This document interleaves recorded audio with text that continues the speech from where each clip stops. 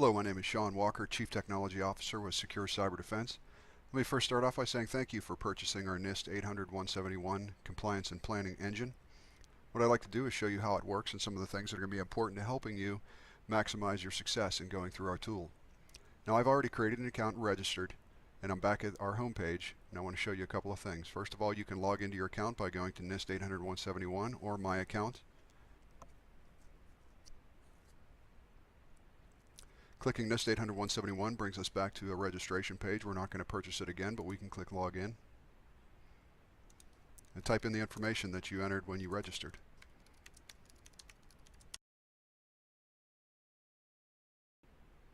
This will immediately bring you to the My Account area. Now, what I'd like to show you here is a couple of things that are going to be important to you right off. First of all, the Documents area.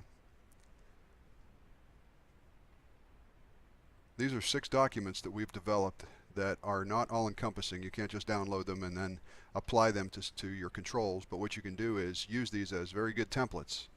The Incident Response Plan, for instance, will help you to satisfy 3 controls within NIST 800-171 as long as you tailor it for your environment. And then each one of these subsequent documents are ones that could be used. You don't necessarily have to. We started to develop them for most of our customers, so we want to make those available to you. We can return to the My Account area by going to My Account. Now, the other thing I'll show you here is the Account Details area. This is information you entered when you registered. You can change your password here, update your email, and then save changes should you choose. All right, now that we're ready to get into the tool, we click NIST 800-171. And the first thing we're going to do is fill out information about yourself, your company.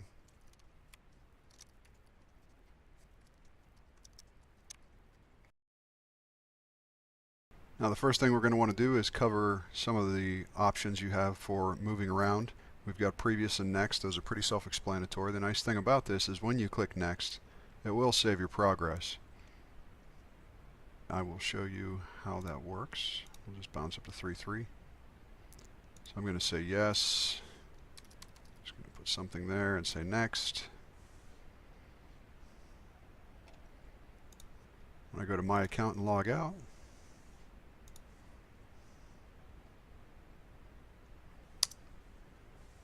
it's either going to take me right back to the spot where I left, or it's going to bring me to this screen. When I say return to compliance form, and say continue where you left off, and it'll bring you to the summary page where you can return to the control that you completed or anywhere else in the form. And you can see right here 331 shows that I had completed that, so it saved it. Now, a few other things I'm going to show you. First of all, each one of the controls families up here are links that you can click to and move about them whenever you choose. You don't have to go through this in a linear fashion. Maybe you want to handle personnel security right now, so I can click personnel security. And it'll take me right to 3.9. And you see that's 66% in, so I can start filling those out. I can go back to awareness and training. I can basically move around here by using any one of these links. So some of the other things is I can skip a question. So if I were just to click next right here, it's going to give me an error because it wants me to fill out. There's some required fields here, but I can use this to skip this question. If I want to go to 3.9.2, for instance, then it will allow me to do that, and then I can answer one of the questions here. The other feature is skip to the last page, and that will bring you back to this summary form at any point. So whether you've completed 1 control or 50 controls, if you hit skip to the last page, it's going to bring you to this summary form. Now, I've completed this prior just for the sake of this demonstration, and now I want to show you. If you click submit here, it's going to do a 110 control validation, because what we're doing is we're going to ensure that you've completed every single control prior to leaving this form. That submit button will take you out of the form phase into the report phase. So we want to make sure that everything has been completed when you click that submit button. Now, here's what will happen if there's a control that it has missed or that you've missed. And here we go. It brings us back to 3.1.1 because it was not filled out. So when we answer this question, what we don't want to do is have to click next to get all the way back to the last form, and that's where the skip to the last page comes in. When I answer this control and hit skip to the last page, I'm going to be right back at that summary form and ready to resubmit. Now that we're back in the controls, we'll explain exactly what you have here. First in 3.1.1, and for every control will be the exact wording out of NIST 800-171. So 3.1.1 is limit information system access to authorized users and so forth. Now, we want to understand what that means. So down here, for every control, we have an explanation to try to take some of the mystery out of what's being asked of you. So in this one, this says every user that accesses a company system must have a user account assigned to them from an administrator. So every device you have in your network, there needs to be a user account that's required in order to authenticate to that device. So if I were to say yes here, what it's going to do, it's going to pop up, explain how this control is met. Now why this is important is your system security plan encompasses all of the controls that you are meeting and how you are meeting them. The information that I put into this block will go to the last form, the last report that is, and will make up your system security plan. So if you're not exactly sure how the wording should go here, I want to show you something. If I were to click no, every single one of the controls includes a recommendation, at least one, that we have made to help you to achieve compliance. Now you can click no on every control and then see what it is that we're recommending that you do. And how this might even help you with the wording of how you're achieving compliance with a particular control. So you can look at this and say, okay, only users with approved user accounts are authorized to access the company network or data. Accounts will be assigned by privileged users and will be unique to the user. All right. So you might look at that and say, oh, you know what? That's exactly what we're doing. So I can copy this. I can say yes. And there you go. If it applies to you and you're doing it, there's nothing wrong by taking the recommendation that we put and the wording we put and just pasting it into yes and saying, yes, that's how we're doing it. Let's say we're not doing it and I want to say no. Here's a couple of options here. So I can take the recommendation and say, you know what, we're not doing that. Maybe we're doing it, but we don't have it documented. So we're gonna select this recommendation. Now, this will make up your plan of action and milestones. So where the system security plan is all the controls that you're meeting and how you're doing it. Your plan of action is the controls that you're not meeting and then what you're doing to achieve compliance for that control. The other part that's important here is the date of implementation. So this is the other part of the plan of action and milestones. So we're going to say January 18th, 2018 is when we're going to document and implement this particular plan to achieve compliance with 3.1.1. This information will also be put on the final report. So that final report will include all of the controls, how you're meeting them, and then all of the controls you're not meeting, and then what you're doing to achieve compliance, and then what the date of implementation will actually be. All of that information is being sent to that report. So whatever you put here is going to end up there. Now maybe I don't know a date right now, or I just don't want to put one. I'm just not sure when this is going to happen. This is not a required field. You can modify this on your report once it's exported. So if you know this, great. If not, you can skip this. Now maybe you don't like our recommendation. Maybe you have something that you're doing that is similar, but it satisfies the control, and that's the important thing. If you're doing something that's satisfying the control, then you would put that under your plan for compliance, whatever that is. Now, if there's something you're doing that is not meeting the control, but what is described as a compensating control, so you have an alternative security measure that's equally effective to the control. Well, the DFARS clause has made provision for that. You would put that here. Now, this is also a part of your final report. Your final report will include the controls that you have marked as either not applicable or you've listed an alternative security measure. And the most important thing about this, again, is what that alternative security measure is or why you feel this is not applicable to you, which is the other side of this. If you decide this is not applicable to us, you have to explain why. If you are asked, do you comply with NIST 800-171? Then you're going to have to reveal that you have some alternative security measures for some of the controls, and they're going to want to see what those are. Those are actually going to get submitted to the Chief Information Officer for DoD for review and approval, as it's stated here. So those are all the important aspects of every single one of the controls you're going to come through. All right, so in this case, I'm just going to say yes. I'm going to actually take what we did earlier. I'm going to copy that and say that's what we're doing. I'm happy to say that. So now I'll click next. Some of the other things here is there are some controls that actually include services that we provide. So we're going to go to 3.3 and I'll explain what that looks like. All right, 3.3 is audit and accountability. So just as I stated before, there's the NIST 800-171 control. Here's an explanation of specifically what is needed.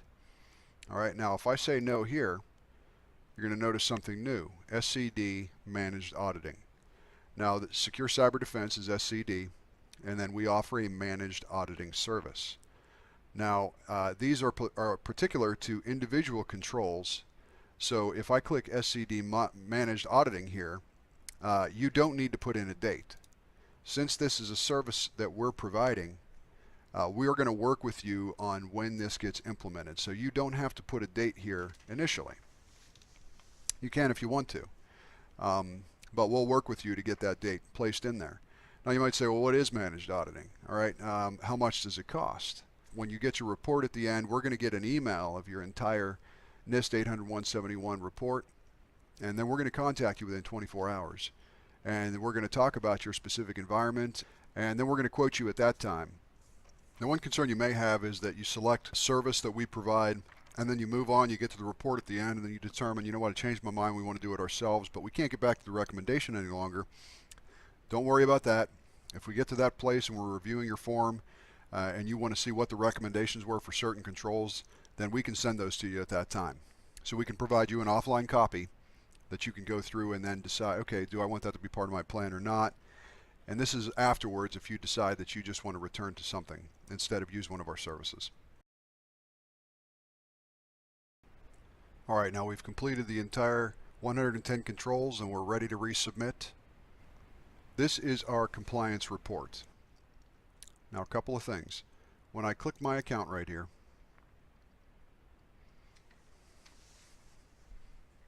you'll see that the return to compliance form is gone. All I'm left with is return to compliance report. So it's important to understand that once you click that submit button, that you're not able to get back into the form, but you have your report and you can make changes here. All right, we're going to look at the different breakdown here. So this is ultimately your system security plan altogether. The plan of action will be every control that you said no to, and then what it is you put in the plan for compliance, and then if you included a date, it will show up there as well. The system security plan is every control you said yes to, including your method of compliance.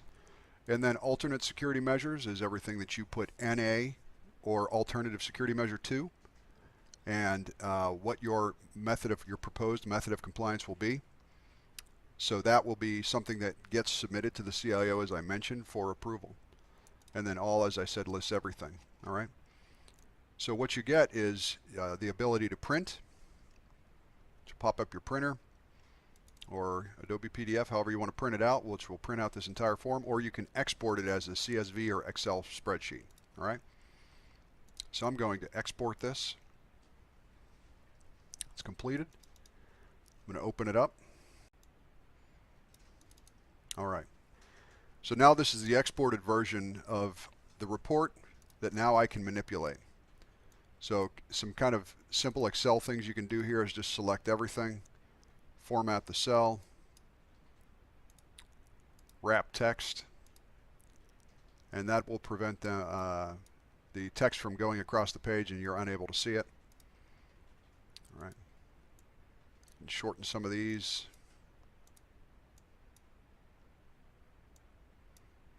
All right. Now this will include all the data that you can now use as your system security plan. Now as you go through this document, you may find that there are some controls that you want to change the information from, or you just want to ask more questions, or you want to change the dates, or whatever it is. You can do that now with this form. This will be where you can make those changes. So as we talked earlier, if you selected managed auditing for these controls, in this case I put in a date about when that would be completed, but then let's say you want to change it, you can change it here. You say, you know what, I don't want to use SCD after all. I want to put in my own answers for these. And that's where we can provide you a document with our recommendations for each one of those controls as an offline copy that you can use to fill in or populate those particular controls. Or maybe you just want a better understanding of, well, I don't know that I can do what you recommend, and I'm not exactly sure how to do it. Well, you can just email us at cuihelp@securecyberdefense.com, and we can set up a 30-minute conversation and go through your report and answer some of those questions. So this document I'm going to save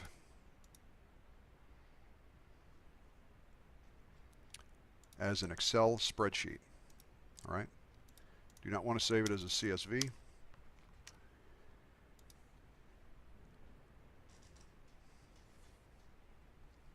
And there we go. I've got my NIST 800-171 system security plan that includes the compliant and non-compliant controls, the plan to achieve compliance, the method of compliance, that includes my yeses and my NAs and alternate security measures, and then completion dates for each one. Now, ultimately, when you're finished with this, every no should include a date.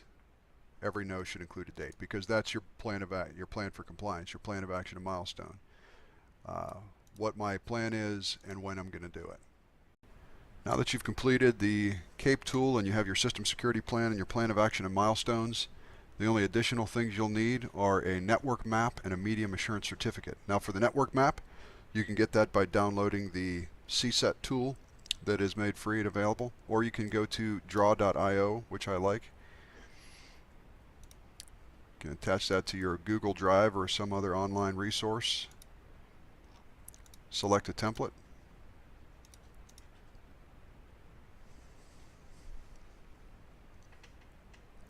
And now you have a nice template to work with to build your network map. Now all you're looking to do here, you don't have to be very detailed, you don't have to put every computer on here, but you do want to represent each of them by one of these icons to show where the connections are, where the boundary is, and so forth. So in this case we have a firewall, there's a Wi-Fi switch here, and maybe in my network I don't have a Wi-Fi switch. So all I have to do is click over that, remove it, find the particular network device that matches my environment, and that'll be a router. I can put that there. Now these usually represent Wi-Fi signals, so I'll remove those. Maybe I don't have cell phones here. So all you have to do is around each one where it highlights green is just make the connection.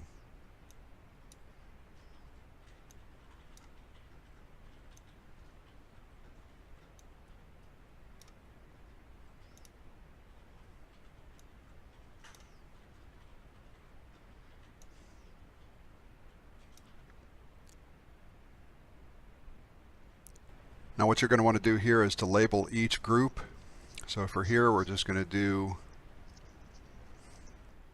Windows 10 times 25, Windows 8 times 10, laptops,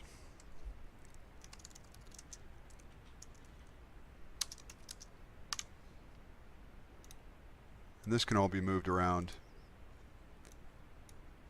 And then you're going to want to specify the model of your switch or your router, whatever the network devices you have here. We have a FortiSwitch and a FortiGate 200D. Now you can see the relationship of all of the devices on your network as they pertain to your switch, your firewall, and the internet. So this firewall here represents the boundary, which is what's required for the system security plan, is that you have a network drawing that represents all the interconnections that are in your environment as well as the boundary. Now if you have more than one location, then you're going to need more than one network map, and they're going to have to show how those are connected. Maybe they're connected by a VPN, maybe they're not connected, maybe they're connected to a data center. So you're going to want to ensure that you include those things as well. This network drawing, including the system security plan that you completed with the CAPE tool, that includes the plan of action and milestones and your alternative security controls, encompasses the entire requirement from a documentation standpoint of what you will need by the end of the year. And the last thing you're going to need is a medium assurance certificate. We're going to go down to 252.204.7012. Scroll down a little bit, and you'll see where it covers reporting. You need the medium assurance certificate in order to report on this website. And it lists right here what the requirement is, and here's the link you have to click. So only these two vendors are validated to provide certificates for this requirement. If you already have a Common Access card or a certificate and you've already tested it out on the DibNet website, then you don't need this. But if you don't, then you need to request this right now. It usually takes about 30 days to complete because there's a lot of identity verification that goes into it. So if you haven't done this yet, then you need to get on this right away. So that covers the CAPE tool. Hopefully this was helpful to you and was able to answer a lot of your questions. If you have any other questions, you can always email us at cuihelp@securecyberdefense.com, whether that's to help with the tool or help understand a particular requirement. Then feel free to email us. We'd be happy to hear from you. And thank you for trusting Secure Cyber Defense.